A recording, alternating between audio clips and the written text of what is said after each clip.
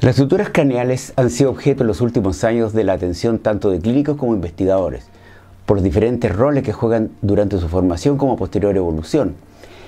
Este apasionante tema lo revisamos en este video. Soy el Dr. Jorge Arandoña y bienvenidos al canal de Crecimiento y Desarrollo Craneofacial. Bien, hola a todos. En el video de hoy día vamos a revisar, tal como se lee ahí, la primera parte de los distintos roles que cumplen las suturas de la bóveda craneana. Recordar que efectivamente todos aquellos huesos que conforman la calvárea o bóveda craneana en conjunto con los huesos que forman la base del cráneo nos van a conformar el neurocráneo, que repito, son todas aquellas piezas esqueléticas que tienen como objetivo proteger el encéfalo. Bien, las suturas son articulaciones de tejido conectivo fibroso entre huesos craneofaciales de origen membranoso, o sea, su osificación es membranosa. Las suturas están compuestas de células fibroblásticas con sus matrices en el centro y células osteogénicas en la periferia, que van a producir entonces la matriz que se va a mineralizar durante el crecimiento esquelético. A través de coordinados procesos de remodelación entre la aposición y la absorción ósea, las suturas craneales van a mantener un estado de permeabilidad desde la infancia hasta la edad adulta temprana para permitir que el cráneo que está creciendo se pueda ir permanentemente acomodándose a las demandas de ese encéfalo que está en desarrollo. Las suturas son bandas fibrosas de tejido que conectan los distintos huesos del cráneo mediante la fibra de Sharp.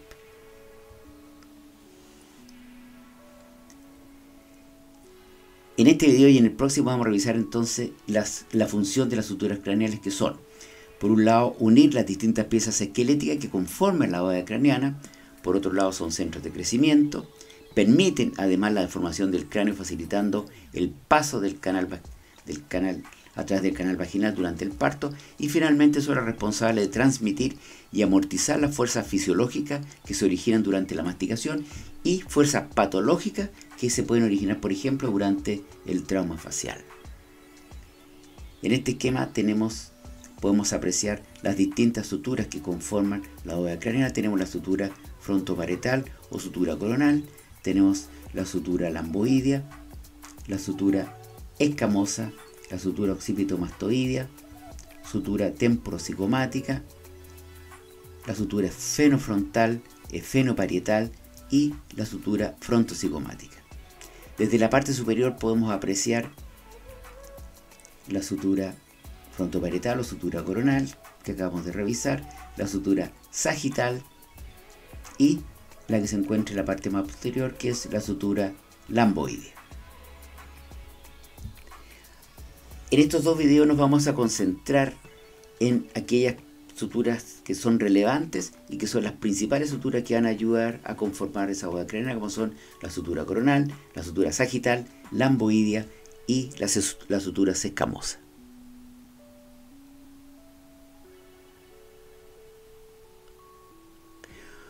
Bueno, los huesos de la bóveda craneana limitan con las suturas donde tienen lugar la mayor parte del crecimiento de la bóveda del cráneo. El crecimiento implica la mantención de una población de células osteoprogenitoras en proliferación que se van a diferenciar posteriormente en hueso. La función sostenida de las suturas como centro de crecimiento es esencial para la expansión continua de esa carcasa ósea que protege el encéfalo. La ampliación de la bóveda del cráneo es vital para dar cabida, entonces, repito, a ese cerebro que se encuentra en pleno crecimiento. A las 14 semanas ya hay una osificación extensa de ambos huesos parietales que se va a continuar por todos los márgenes durante toda la vida fetal. Sin embargo, al término, las suturas craneales adyacentes a los huesos parietales son relativamente anchos y particularmente la región parietotemporal, que está marcada aquí tal como se ve con una estrella.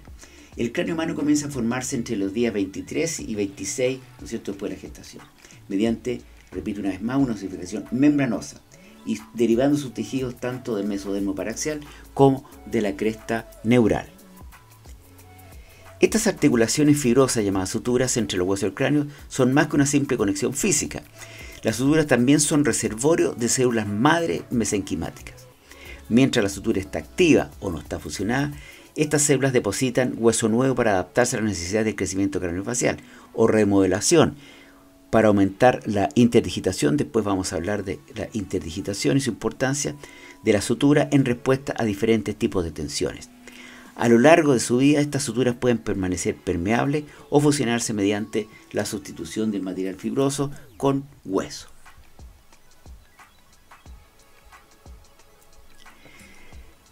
La evolución de la inteligencia humana se hizo posible gracias a la capacidad del cerebro para expandirse dentro de esa carcasa protectora que hemos mencionado.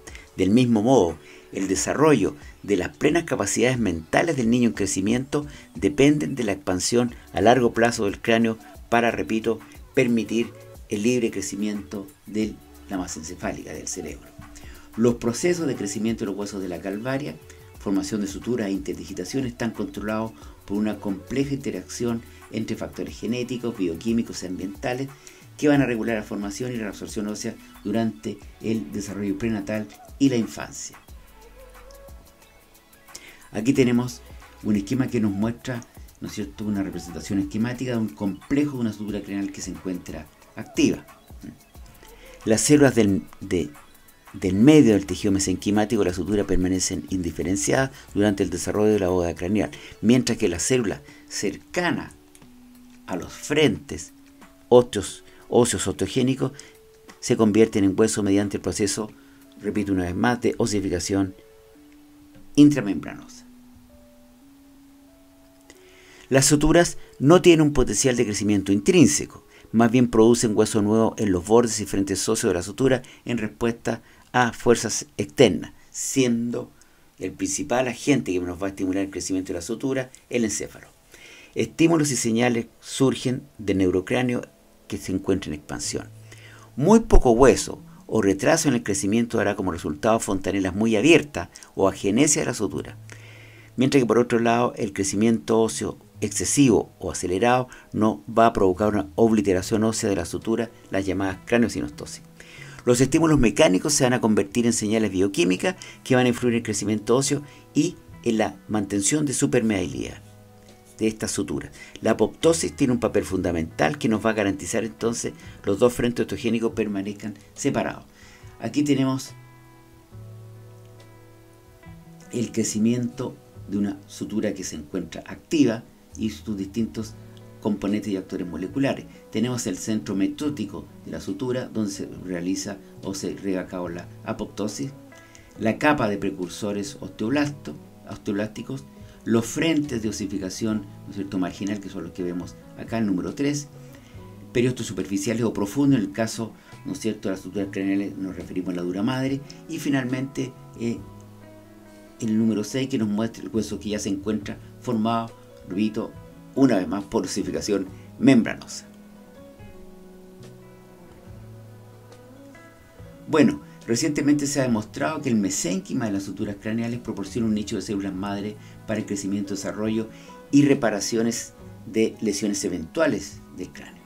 Las células madre del mesénquima de la sutura miran continuamente a la placa ósea en ambos extremos, lo que acabamos de ver en la diapositiva anterior, y se van a diferenciar entonces para formar esos frentes osteogénicos. Bueno, el comportamiento biológico está influenciado por varias vías clásicas, con el factor de crecimiento fibroelástico, el Hedgehog, el Ibo y el Wnt.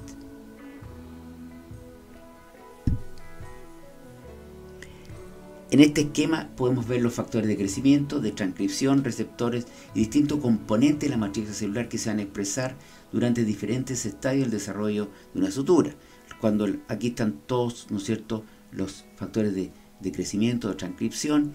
Aquí tenemos cuando la sutura se encuentra en formación y así en distintas etapas a nivel de osteoblasto, en la dura madre o perióstico, cuando la sutura está en curso de cierre, entre otras, ¿no es cierto?, etapas. Y aquí están los distintos factores de crecimiento, entre los que tenemos las BMP, ¿no es cierto?, las FGF, las IGF, entre otros. Bueno, estudios clásicos han demostrado que las suturas craneales típicamente programadas para no fusionarse, como la sutura sagital, al trasplantar las regiones de la dura madre que fusionan sutura, van a responder con su fusión. De manera similar, los autores como Opperman han demostrado que la sutura coronal sin la dura madre subyacente se cerró a las 3 semanas, en contraste con su estado natural, que debería permanecer patente o sin fusionarse. Se sabe entonces desde hace mucho tiempo que la dura madre desempeña un papel relevante en la mantención de la permeabilidad y posteriormente en el cierre de esa sutura. Aquí tenemos el esquema donde nos muestra la dura madre por debajo de la calota craneana, el espacio subaracnoideo y obviamente el cerebro, que repito es el gran motor que nos va a estimular el crecimiento de la bóveda craneana y la estimulación de las suturas.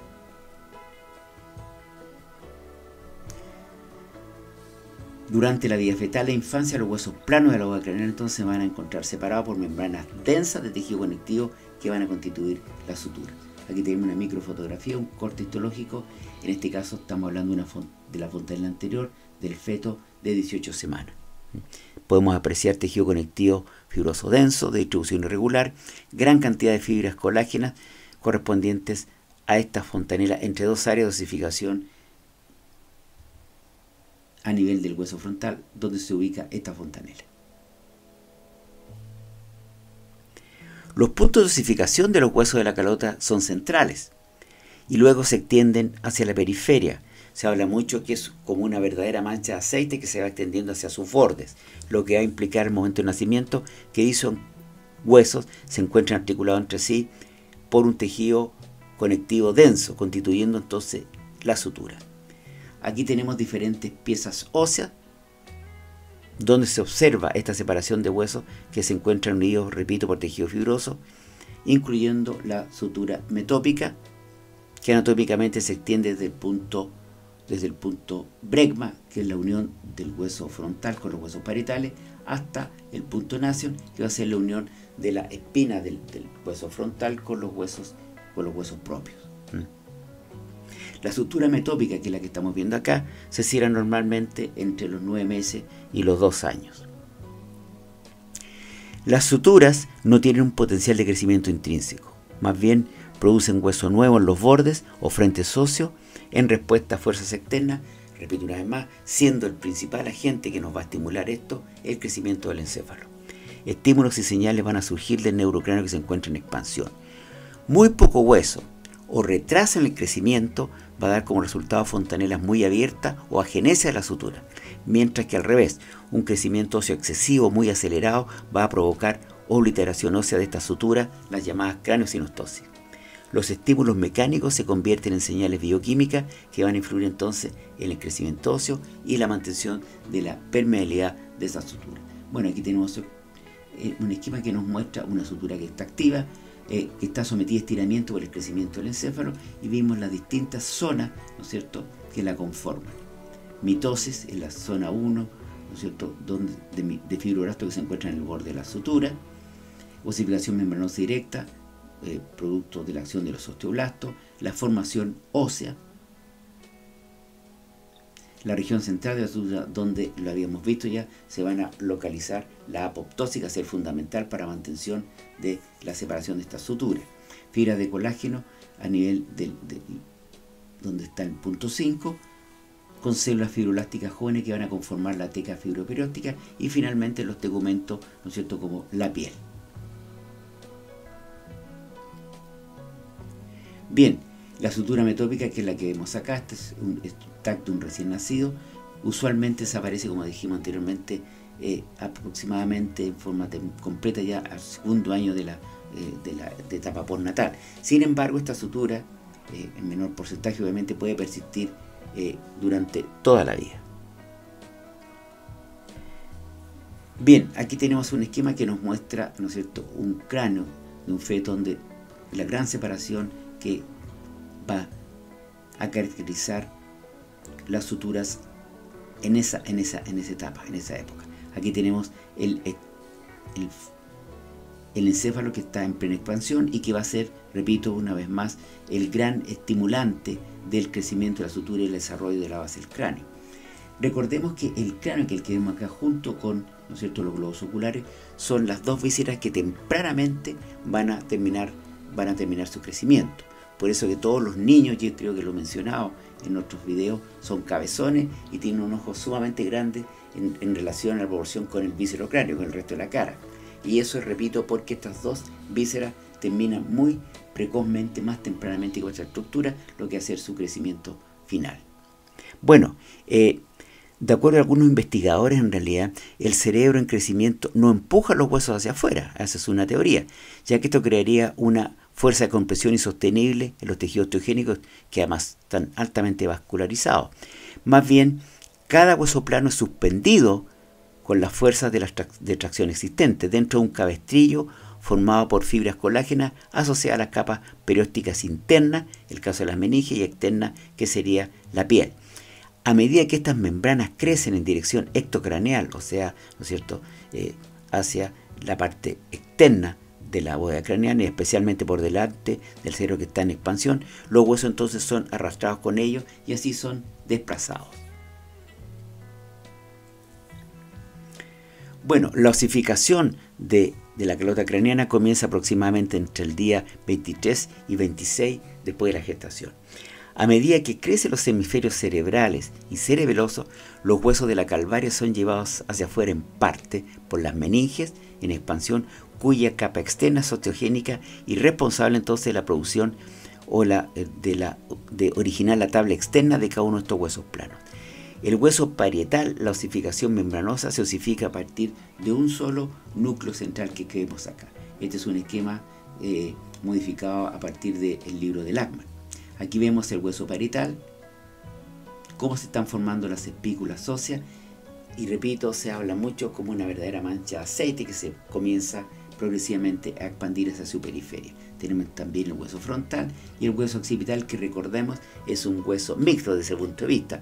La parte superior es de osificación membranosa y la parte más inferior, que parte o constituye parte de la base del cráneo, es de osificación endocondral. Aquí también podemos ver otras estructuras óseas como el hueso nasal, maxilar superior y mandíbula, que son piezas que vamos a ir revisando en su crecimiento y desarrollo en los próximos videos.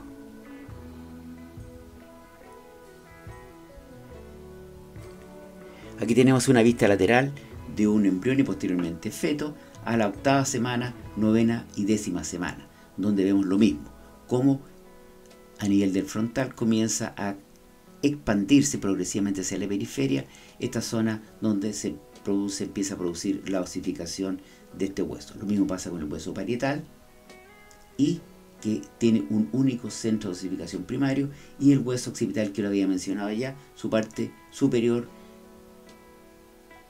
va a tener una osificación membranosa y la parte inferior endocondral. Bueno, este es un esquema, yo diría, bastante didáctico, que nos muestra cómo las líneas estas van evidenciando que el cerebro y las meninges van a constituir la principal fuerza impulsora del crecimiento en las diferentes regiones neurocraneales. Aquí también podemos apreciar otras vísceras como los globos oculares o la lengua. También podemos ver cómo el crecimiento de las piezas dentarias van a ser también, eso lo vamos a revisar en los videos que vienen, van a ser también agentes fundamentales en la estimulación de todo el esqueleto, en este caso, ¿no es cierto?, peribucal, y en el caso, ¿no es cierto?, del encéfalo, el esqueleto pericraneano, en lo que va a ser su estimulación para su crecimiento y formación, ¿no es cierto?, de las distintas suturas. Bueno, recordar que el tamaño neurocraneal cambia dramáticamente durante los primeros 4 años de vida postnatal, y luego va a continuar creciendo a menor velocidad hasta aproximadamente los 6 años. El mismo efecto expansivo lo vemos con el crecimiento lingual, las piezas dentarias y lo que había mencionado, los globos oculares. Para que las suturas funcionen como sitios de crecimiento óseo intramembranoso, necesitan permanecer en un estado no osificado para permitir el crecimiento del cerebro. Se va a formar hueso nuevo en los bordes de los frentes óseos superpuestos. 3 de las suturas de la calvaria, la sagital, la metópica y la lamboidea, se van a formar por estrechamiento de los espacios membranosos entre estos huesos, que inicialmente, tal como vemos acá, se encuentran ampliamente separados. Sus posiciones se superponen en áreas en las cuales el cerebro no se encuentra próximo a la superficie, como por ejemplo en la línea media entre los hemisferios cerebrales, entre los lóbulos olfatorios, en la zona de la sutura sagital y metópica y en el área entre los hemisferios cerebrales y el cerebelo, que corresponde a la sutura lamboidea. La sutura coronal no se forma de la misma manera y puede observarse que el hueso parietal se superpone al hueso frontal en esta zona. Esto desde el comienzo. Esta es una articulación particularmente flexible y en el recién nacido, en bebés con muy poco pelo, los huesos se pueden apreciar superpuestos y además se puede ver que se deslizan uno sobre otro para ensanchar la sutura cuando el bebé llora y entonces aumenta la presión intracraneana.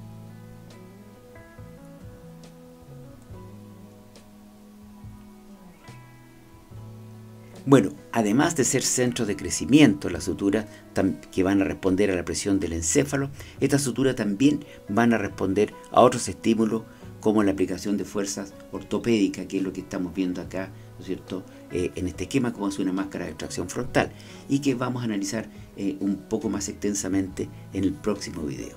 Los invito a verlo. Saludos.